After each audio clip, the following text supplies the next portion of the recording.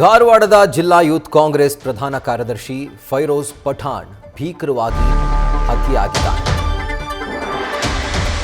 ಧಾರವಾಡ ಜಿಲ್ಲೆಯ ಯೂತ್ ಕಾಂಗ್ರೆಸ್ ಪ್ರಧಾನ ಕಾರ್ಯದರ್ಶಿಯಾಗಿ ಇವರು ಸೇವೆಯನ್ನು ಸಲ್ಲಿಸ್ತಾ ಇದ್ರು.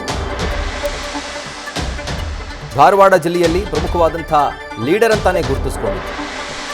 ಧಾರವಾಡ ನಗರದ ತಮ್ಮ ಮನೆಯಲ್ಲೇ ಹಂತಕರು ಹತ್ಯೆಗೈದಿದ್ದಾರೆ ಭೀಕರವಾಗಿ.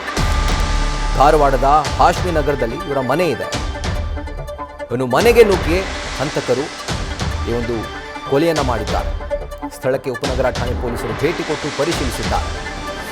ಧಾರವಾಡ ಜಿಲ್ಲೆಯ ಯೂತ್ ಕಾಂಗ್ರೆಸ್ ಪ್ರಧಾನ ಕಾರ್ಯದರ್ಶಿ ಫೈರೋಜ್ ಪಠಾಣ್ ಕೊಲೆಯಾಗಿರುವಂತಹ ದುರ್ದೈವಿ. ಈತನ ಮನೆಗೆ ನುಗ್ಗಿ ಹಂತಕರು ಭೀಕರವಾಗಿ ಮಾರಕಾಸ್ತ್ರಗಳಿಂದ ದಾಳಿ ಮಾಡಿ ಈತನನ್ನು ಹತ್ಯೆಗೈದಿದ್ದಾರೆ. ಇದರ ಕುರಿತಾಗಿ ಡೀಟೇಲ್ಸ್ ಅನ್ನು ಕೊಡ್ತಾರೆ ನಮ್ಮ ಪ್ರತಿನಿಧಿ ವಿನೋದ್ ಇಚ್ಚಂಗಿ. ಈಗ ಫೋನ್ ಮುಖಾಂತರ ಜಾಯಿನ್ ಆಗ್ತಿದ್ದಾರೆ. ವಿನೋದ್, ಯಾವ ರೀತಿ ಆಯಿತು ಈ ಒಂದು ಪ್ರಕರಣ?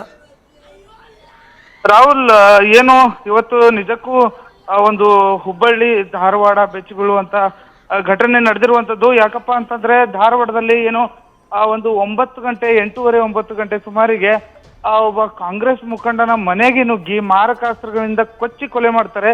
ಇದು ನಿಜಕ್ಕೂ ಧಾರವಾಡ ಜನರು ಒಂದು ಬೆಚ್ಚಿ ಬಿದ್ದಿದ್ದಾರೆ ಅಂತಾನೆ ಹೇಳ್ಬೋದು. ಯಾಕಪ್ಪ ಅಂತ ನೋಡ್ತಾ ಹೋದ್ರೆ ಈ ಒಂದು ಕೊಲೆಗೆ ನಿಖರ ಕಾರಣ ಇದುವರೆಗೂ ಗೊತ್ತಾಗಿಲ್ಲ ರಾಹುಲ್. ಆದ್ರೆ ಏನು ಕೊಚ್ಚಿ ಕೊಲೆ ಮಾಡಿದಂತ ಒಂದು ದೃಶ್ಯವನ್ನ ನೋಡಿದ್ರೆ ಏನೋ ಹಳೆ ದ್ವೇಷ ಇರಬಹುದು ಅನ್ನೋ ಒಂದು ಶಂಕೆ ವ್ಯಕ್ತವಾಗ್ತಾ ಇರುವಂತದ್ದು. ಈಗಾಗಲೇ ಏನು ಧಾರವಾಡದ ಉಪನಗರ ಪೊಲೀಸರು ಈಗಾಗಲೇ ಭೇಟಿ ನೀಡಿ ಪರಿಶೀಲನೆಯನ್ನ ಕೂಡ ನಡೆಸ್ತಾ ಇರುವಂತದ್ದು.